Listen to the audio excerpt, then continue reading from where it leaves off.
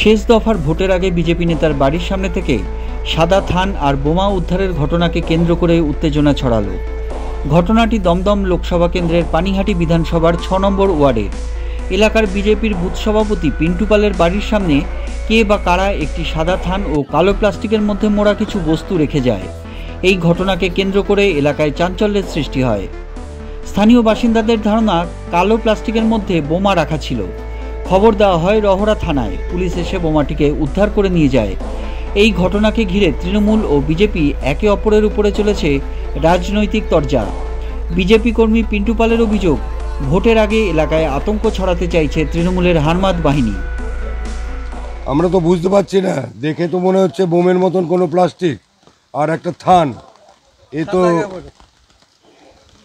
তৃণমূলের হারমাদ বাহিনী, দুষ্কৃতী বাহিনী যখন বুঝতে পারছে ভোটে আমরা কিছু করতে পারবো না, এখন মানুষকে ভয় দেখায়। আমাদের বুথ প্রেসিডেন্ট ৬ নম্বর ওয়ার্ডে পিন্টু পালের বাড়িতে এই ঘটনাটা করে গেছে। এতে ভাবছে আমরা ভয় পেয়ে যাব, কিন্তু এটা ভয়ের কিছু নেই। কিন্তু এটা মানুষকে জানানো হচ্ছে যে এই হারমাদ বাহিনীদের এইবারে আমাদের উৎখাত করে দিতে হবে এই ভোটের মাধ্যমে। সবাই একটু সতর্ক হন, নাহলে আমাদের বাঁচা খুব দুষ্কর হয়ে যাবে যদি এরা আবার এই ভোটে জিতে এখানে আসে। টিএমসির হারমাদ বাহিনী, আর কে হতে পারে? এই কাজ কারা করতে পারে? আমি ৭৭-এ বুথ সভাপতি। কালকে হয়তো আমি এজেন্টও হতে পারি। সেই কারণে ওরা আমাকে আটকানোর জন্য, চমকানোর জন্য এই চেষ্টা করছে।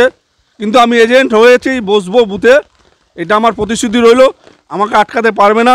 তৃণমূল দুষ্কৃতীরা এই কাজটা করেছে, এটা প্রশাসন যাতে দেখুক, যাতে মানুষ যাতে কালকে ভোট দিতে পারে, মানুষ যাতে যেতে পারে, কাউকে যেন না আটকায়, সেটা প্রশাসনের কাছে আবেদন। প্রশাসন যেন এই কাজটা যেন তারা দায়িত্ব সহকারে যেন করতে পারে।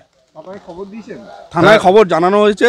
ওয়েদারের জন্য তারা এখনো পৌঁছাতে পারেনি। রহরা থানা। কত নম্বর ওয়ার্ড? এটা ৬ নম্বর ওয়ার্ড। আমার পার্ট হচ্ছে ৭৭। আমার নাম পিন্টু পাল।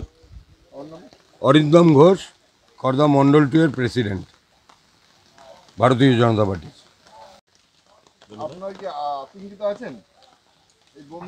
আমরা মানুষের যাতে কোনো প্রবলেম না হয় সেই জন্য বারবার করে প্রশাসনকে আমি ৩-৪ বার ফোন করেছি, থানায় ফোন করেছি।